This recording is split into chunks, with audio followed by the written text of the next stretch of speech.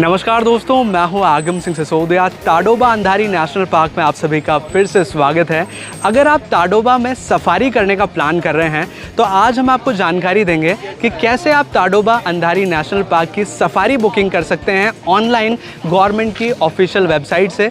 कैसे आप पहुंच सकते हैं सफारी के लिए, किस तरह की होटल फैसिलिटी, किस तरह की फूड फैसिलिटीज़ यहाँ पर अवेलेबल है और सफारी के अलावा आप यहाँ और क्या क्या एक्टिविटीज़ कर सकते हैं। तो अगर आप ये सारी जानकारी जानना चाहते हैं और अपने ट्रिप को मज़ेदार, एडवेंचरस और बिना किसी प्रॉब्लम के एंजॉय करना चाहते हैं तो आज इस वीडियो को कम्प्लीटली देखिए, क्योंकि आज आपको सारी जानकारी मिलेगी ताडोबा अंधारी नेशनल पार्क के बारे में, जो कि आपकी यात्रा को सुखद और सरल बनाएगी।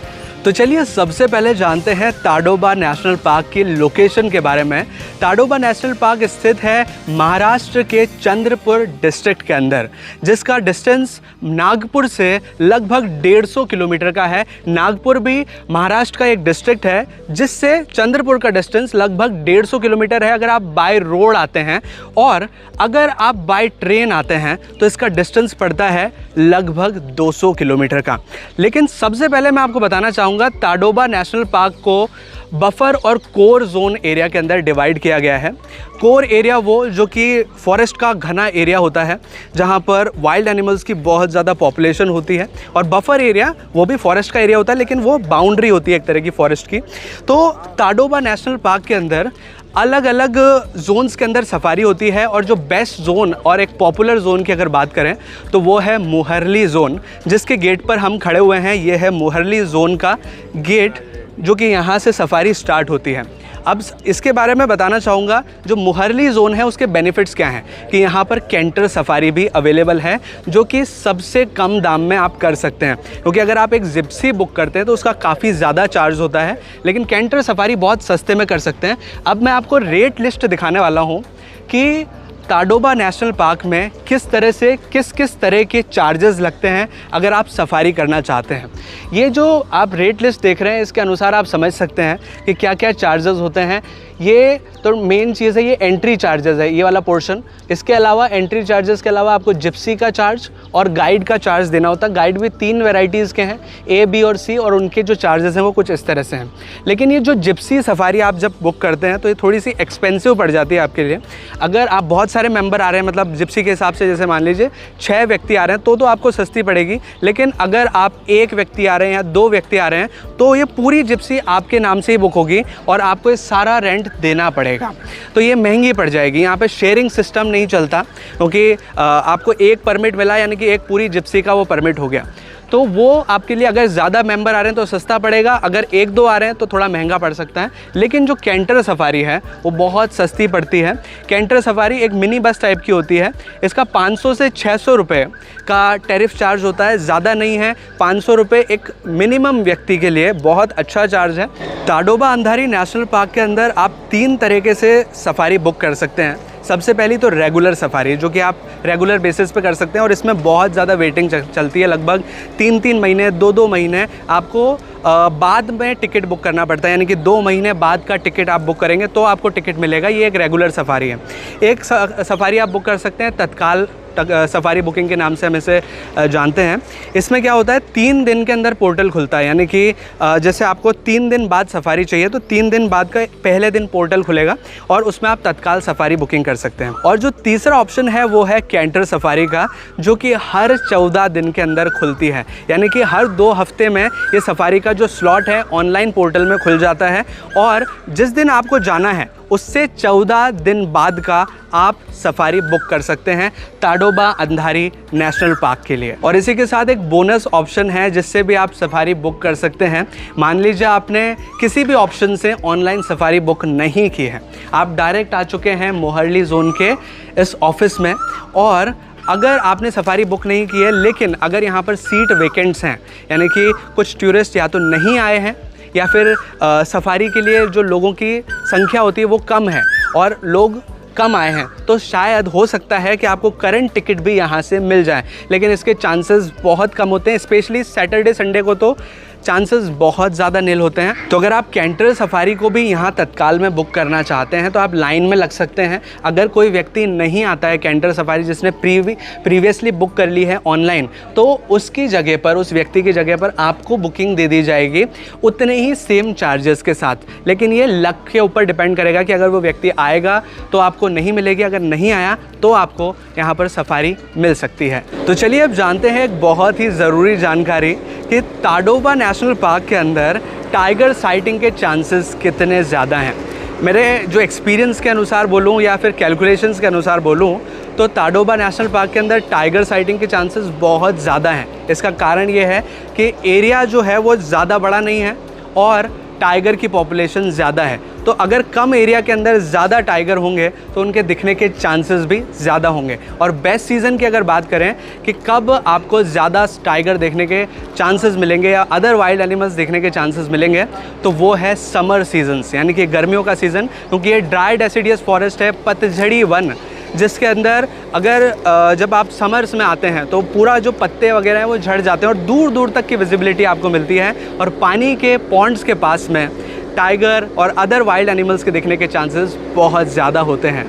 ताडोबा अंधारी नेशनल पार्क के अंदर आपको मोबाइल ले जाना अलाउड नहीं होता। ये जो आप एंट्री गेट देख रहे हैं इसके अंदर आप मोबाइल नहीं ले जा सकते, ये रिस्ट्रिक्टेड एरिया हो जाता है। लेकिन आप अंदर कैमरा का यूज़ कर सकते हैं।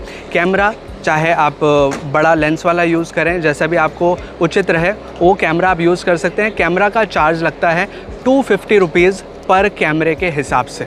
और कैमरा अगर आपके पास नहीं है तो यहाँ पर कैमरा रेंट पर भी मिलता है। किस तरह के रेट्स में मिलता है मैं आपको दिखाता हूँ। तो बाहर जस्ट गेट के बाहर कुछ इस तरह की शॉप्स लगी हुई हैं जहाँ पर आपको रेंटल कैमरा सर्विस मिलती है। सर थोड़ा सा आप बता देंगे कि क्या क्या चार्जेस रहते हैं इसके? 500 वाला है, 800 वाला है, 1000 वाला है।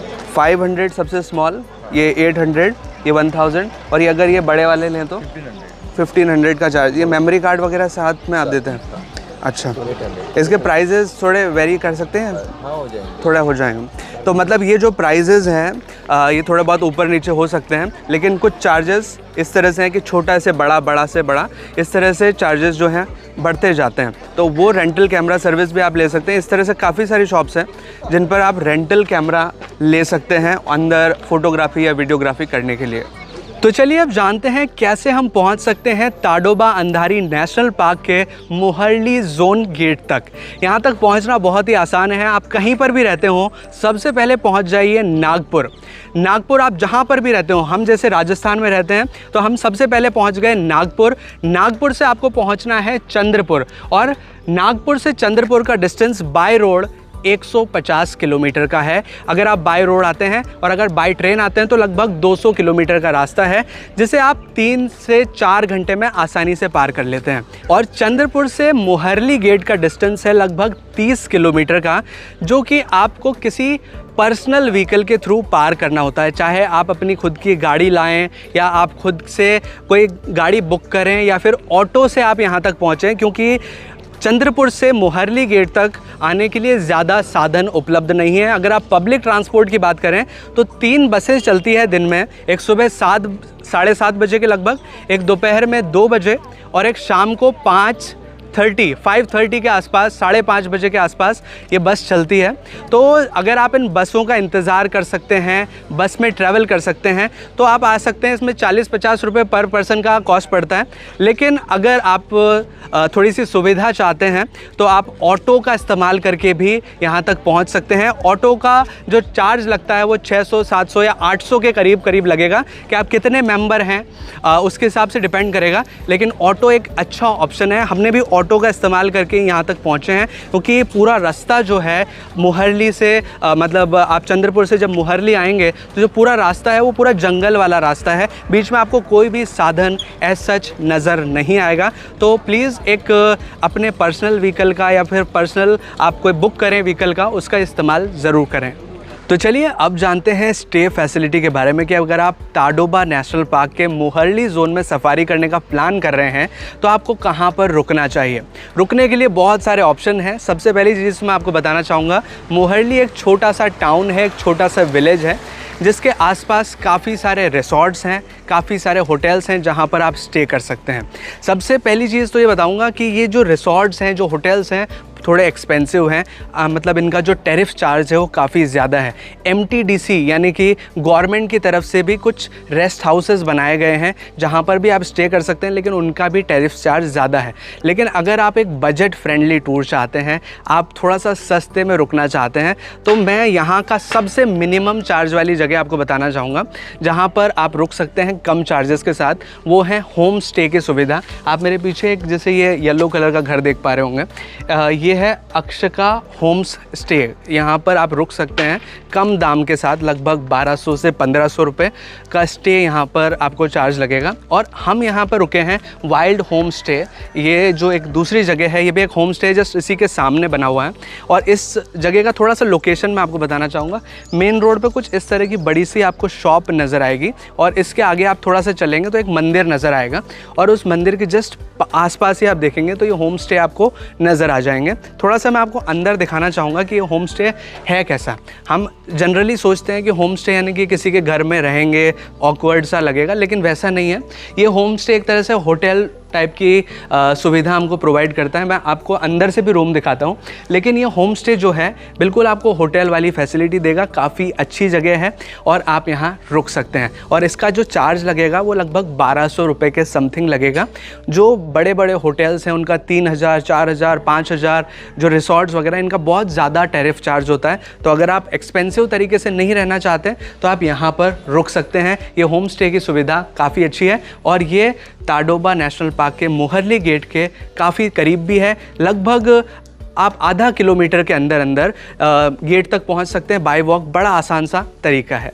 ताडोबा नेशनल पार्क में सफारी के अलावा आप और भी कई सारी चीज़ों का मज़ा ले सकते हैं, जैसे कि आप यहाँ पर फॉरेस्ट के अंदर साइकिलिंग कर सकते हैं, बोटिंग कर सकते हैं, नेचर ट्रायल कर सकते हैं, मचान स्टे, लॉन्ग हट स्टे और नाइट सफारी जैसे बहुत ही एडवेंचरस सफारी टास्क का मज़ा ले सकते हैं। और ये सारी सुविधाएं आपको मिलती हैं ताडोबा टूरिज्म ऑफिस से, जिसका टाइमिंग है 10 से 6 बजे तक का। और अभी हम टूरिस्ट ऑफिस के जस्ट बाहर ही खड़े हुए हैं। जब आप मोहरली गेट के लिए जाएंगे तो बीच में ही आपको ये ऑफिस नज़र आएगा, बहुत ही पास में है, लगभग आधा किलोमीटर के एरिया के पास में ही है। जहां पर मैंने आपको होम स्टे बताया उसी के पास में ये जगह है और ये अंदर जाके ऑफिस बना हुआ है जहां पर आप ये सारी एक्टिविटीज़ की जानकारी ले सकते हैं। और यहाँ का फ़ोन नंबर भी दिया हुआ है, अगर आप चाहें तो इस पर फ़ोन कर भी पता कर सकते हैं। अगर रीचेबल रहता है तो आप इस फ़ोन के ऊपर भी पता कर सकते हैं कि क्या क्या एक्टिविटीज़ का चार्जेस हैं, टैरिफ्स हैं, सारी चीज़ें आप इस तरह से जान सकते हैं। मोहरली गेट के पास कुछ इस तरह के शॉप्स भी हैं जिनसे आपको शॉपिंग कर सकते हैं, जैसे कि वाइल्ड लाइफ से रिलेटेड टी शर्ट, कैप, इस तरह की चीज़ें, और कुछ खाने पीने की दुकानें हैं जिनसे आप कुछ ख़रीद कर ले सकते हैं। ताडोबा अंधारी नेशनल पार्क के मोहरली गेट के आसपास जब आप देखेंगे तो फूड की ज़्यादा दुकानें तो आपको नज़र नहीं आएंगी, लेकिन कुछ दुकानें हैं जिसमें कि वेज नॉन वेज दोनों चीज़ें मिलती हैं। आप इन शॉप्स पर खाना खा सकते हैं। और कुछ इस तरह के होटल्स हैं तो इन होटल्स के अंदर भी फूड फैसिलिटी अवेलेबल है, तो उसे भी आप ले सकते हैं। एक और ख़ास बात ताडोबा अंधारी नेशनल पार्क के बारे में कि यहाँ मंगलवार यानी कि ट्यूसडे का अवकाश रहता है, यानी कि हॉलीडे होता है। तो चलिए अब जानते हैं कैसे हम बुक कर सकते हैं ताडोबा अंधारी नेशनल पार्क का सफारी टिकट ऑनलाइन गवर्नमेंट की ऑफिशियल वेबसाइट से। ताडोबा अंधारी नेशनल पार्क का सफारी टिकट बुक करने के लिए सबसे पहले आपको गूगल क्रोम को ओपन करना है और यहाँ टाइप करना है mytadoba.org। जैसे ही आप टाइप करके एंटर करेंगे, सबसे पहली वेबसाइट जो आपको नज़र आएगी माय ताडोबा, इस पर आपको क्लिक करना है। ये वेबसाइट खुलने के बाद कुछ इस तरह की आपको नज़र आएगी और आपको यहाँ एक ऑप्शन को सर्च करना है जो कि है सफारी बुकिंग। यहाँ एक ऑप्शन मिलेगा आपको ऊपर ही ऊपर, ये book now get the wild life safari experience morning and evening, ये बुक नाउ का ऑप्शन है, इस पर क्लिक करना है आपको। और इस बुक नाउ के ऑप्शन के बाद आपको 3 ऑप्शन मिलेंगे।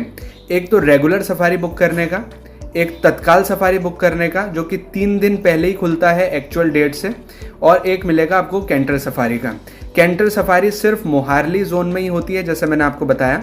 और ये जो रेगुलर सफारी है इसमें काफ़ी सारी बुकिंग चलती है, तो आपको थोड़े 1-2 महीने बाद की ही बुकिंग इसमें मिल पाती है, और तत्काल बुकिंग जो है वो आप इससे कर सकते हैं, और कैंटर सफारी भी आप यहाँ से बुक कर सकते हैं। मैं अभी आपको कैंटर सफारी बुक करके बताता हूँ, क्योंकि हमने ताडोबा में कैंटर सफारी करी है जो कि काफ़ी सस्ती भी पड़ती है, और सभी के जो तरीके होते हैं लगभग सेम ही हैं। अगर आप रेगुलर सफारी या तत्काल पे बुकिंग करना चाहते हैं तो यहाँ से इसी साइट से कर सकते हैं। अभी मैं आपको कैंटर सफारी के लिए लेके चलता हूँ।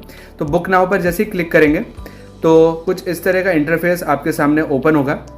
यहाँ पर एक रेड नोटिस पहले आपको दिख जाएगा। तो कैंटर सफारी बुक करने के लिए सबसे पहले आपको यहाँ डेट सेलेक्ट करनी पड़ेगी कि आप कब विजिट करना चाहते हैं, और ये जो कैंटर सफारी का पोर्टल है सिर्फ 2 हफ्ते के लिए खुलता है, यानी कि 14 दिन के लिए, और फिर हर हफ्ते इसकी जो डेट्स हैं वो आगे के लिए शिफ्ट होती जाती हैं। हर दिन इसकी डेट्स शिफ्ट होती हैं। तो जैसे मान लीजिए आज 10 और 11 के लिए है तो कल 12, 13 के लिए, 14 के लिए, ऐसे इसकी जो डेट्स है वो शिफ्ट होती जाएंगी।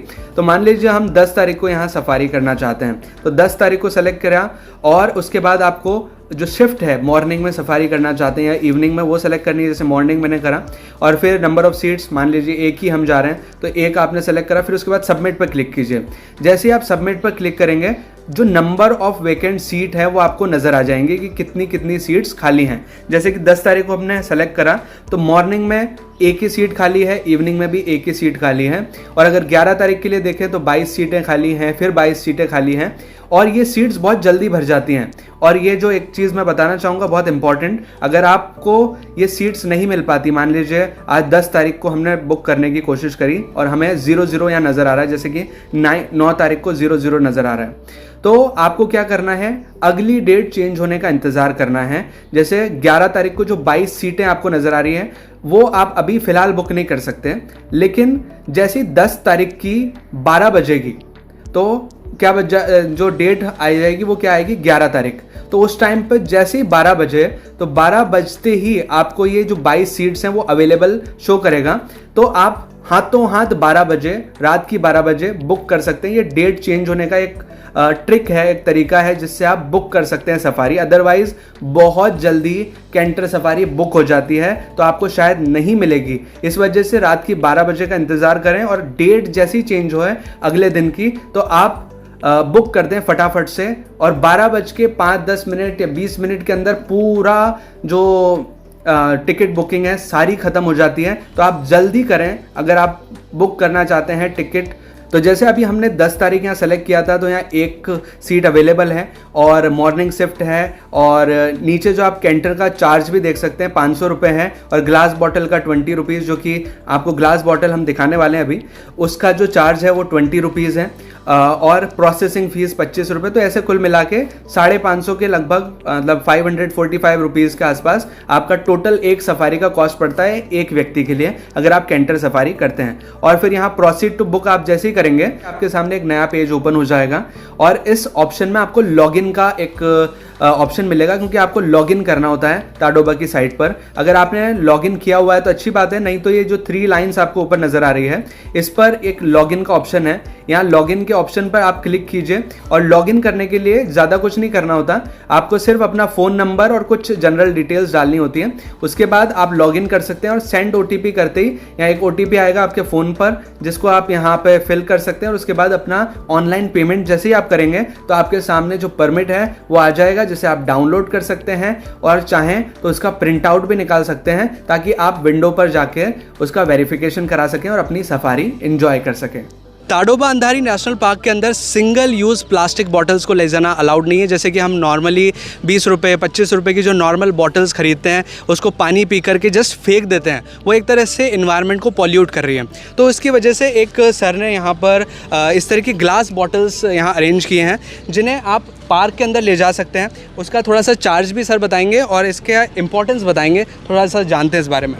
इसके 3 बेनिफिट्स हैं सर। एक तो प्लास्टिक बॉटल को हम सिंगल यूज़ प्लास्टिक को एलिमिनेट कर सकते हैं। दूसरा, इसके बिहाफ में हम लोग कैसा लोकल एम्प्लॉयमेंट जनरेट कर रहे हैं। ये जो है ये लोग कर रहे हैं, ये लोकल लोग ही कर रहे हैं सारे।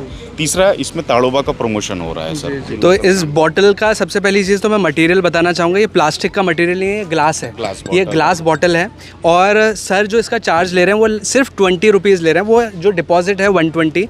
ये बॉटल अगर आप सही सलामत वापस से लौटा देते हैं तो 100 रुपीज़ आपको वापस मिल जाएंगे। मतलब जैसे आप नॉर्मल वाटर बॉटल बॉटल खरीदते हैं 20 रुपए की, वही चार्ज है। और ये बिल्कुल चिल्ड बॉटल है, जिस तरह की आपको चाहिए होगा। अगर ठंडा पानी भी चाहिए तो वो आपको यहाँ मिल जाता है। जस्ट आपको वापस करनी है। और बॉटल रखने के लिए क्रेट्स भी है, कैरेट्स भी है गाड़ी में, जैसे जिप्सी में जो लेके जाते हैं तो वो हाथ में ना पकड़ ले, तो ये कैरेट्स हम लोग उनको देते हैं ताकि टूटे भी कि ना, इसमें टूटे भी ना, ब्रेकेज भी ना हो। ब्रेकेज बना। तो ये थी संपूर्ण जानकारी ताडोबा अंधारी नेशनल पार्क के बारे में। अगर आपको वीडियो अच्छा लगा तो प्लीज़ वीडियो को लाइक कीजिएगा, इसे शेयर कीजिएगा अपने दोस्तों और अपने फैमिली मेम्बर्स के साथ। और अगर आपने चैनल अभी तक सब्सक्राइब नहीं किया है तो प्लीज़ चैनल को सब्सक्राइब कीजिए, बेल आइकन को दबाकर ऑल पर प्रेस कीजिए, ताकि इसी तरह के वीडियो नोटिफिकेशंस आपको आगे भी मिलते रहें।